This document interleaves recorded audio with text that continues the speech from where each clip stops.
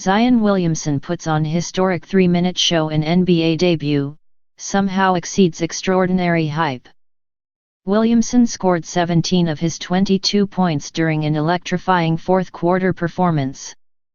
In the most anticipated NBA debut since LeBron James first suited up for his hometown Cavaliers in 2003, Zion Williamson, after sitting out the first 3 months of the season with a torn meniscus, took the court for his first regular season game with the New Orleans Pelicans on Wednesday. And he put on a 3-minute show that nobody, in a million years, could have ever expected. It took a while for Williamson to find his way. He scored 2 points in the first half and looked supremely out of sorts, playing in choppy 4-minute stints that stunted any semblance of rhythm he might have been able to establish. But then came the fourth quarter, when Williamson exploded for 17 consecutive points, including 4 3-pointers in 3 minutes, 29 seconds of action. Obligatory mention: the Pelicans lost the game 121-117 to the Spurs. Nobody cares about that. Well, surely the Pelicans care.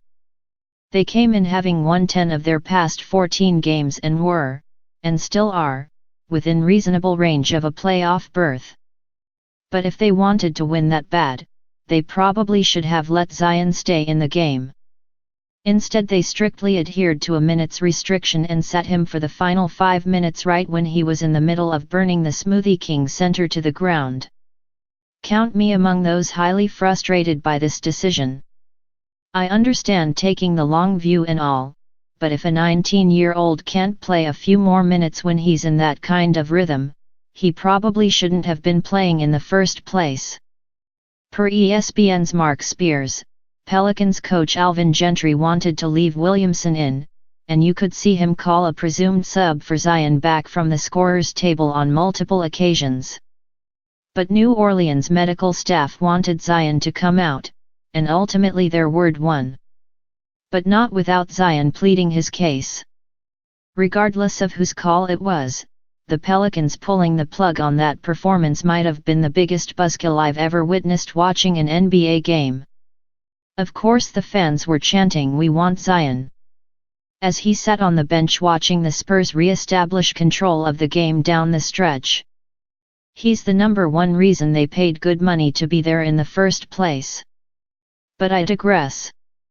There's a bigger picture to keep in mind here, and the Pelicans' 1,000-watt future can't get here soon enough. Brandon Ingram is a star. Lonzo Ball is becoming the player he was supposed to be with the Lakers.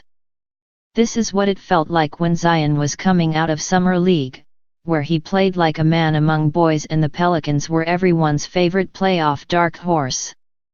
They may have dug their hole too deep this season, but assuming Zion remains healthy, say your prayers. It's impossible not to be downright giddy about what this team has a chance to become in almost the immediate aftermath of losing Anthony Davis, which would normally cripple most franchises, let alone the smallest market in the league, for years, if not a decade.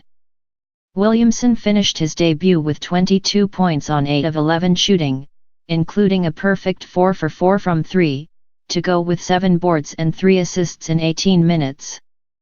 Per ESPN, the 17 fourth-quarter points are the most any player has scored, in any quarter, while playing in his first game over the past 20 years, while the 22 total points are the most any player in the shot clock era has scored in his debut while playing fewer than 20 minutes. He is also the first player in history to shoot 100% on at least 4 3-pointers in an NBA debut. That's a long way of saying Williamson was electrifying, and I don't use that word lightly. In those 3 minutes and change, he showed just about everything in his arsenal. He posted up and made quick, decisive moves to the basket. He flew in for boards and scored off quick second jump putbacks. Obviously he shot the lights out, and while he clearly won't shoot like that most nights, he established right away that if you sag off him he can make you pay. People love to talk about his power and athleticism, for obvious reasons, but he's such a smart player, too, who consistently exhibits a great court sense and feel for what's happening around him. Look here as he started the possession on the perimeter, only to recognize that there was no big man at the rim and immediately moved into a seal post position for a pass over the top. 3 of the plays I loved most from Zion were passes. In the first half he recorded his first career assist by calmly recognizing a double team and slinging a pinpoint pass to a cutting Ingram. Here again in the first half, Zion grabbed a board and went coast to coast until the defense forced him to give it up, at which point he found Etuan Moore on a kick-out pass for a 3. Get used to seeing this. Zion has a clean handle and he's a freight train in the open court. Teams are going to have to pack the paint when he's flying downhill, similar to the way they have to with Giannis Antetokounmpo and Ben Simmons, meaning that kick-out pass to the shooters those defenders desert is going to be a major weapon.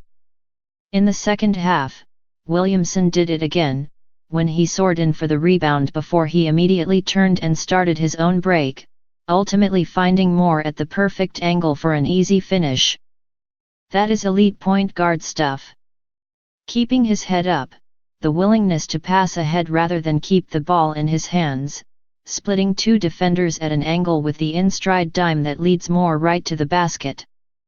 With Ingram, Ball, Zion, Jrue Holiday, any one of these guys can lead the break.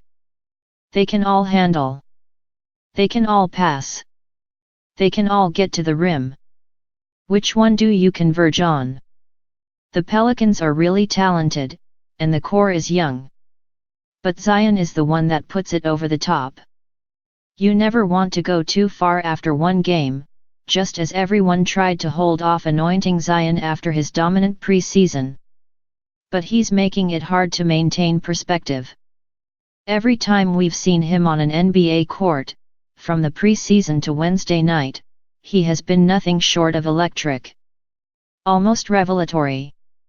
As a 19-year-old kid, you would have thought it impossible for Zion to live up to the extraordinary hype that surrounded him coming into this debut.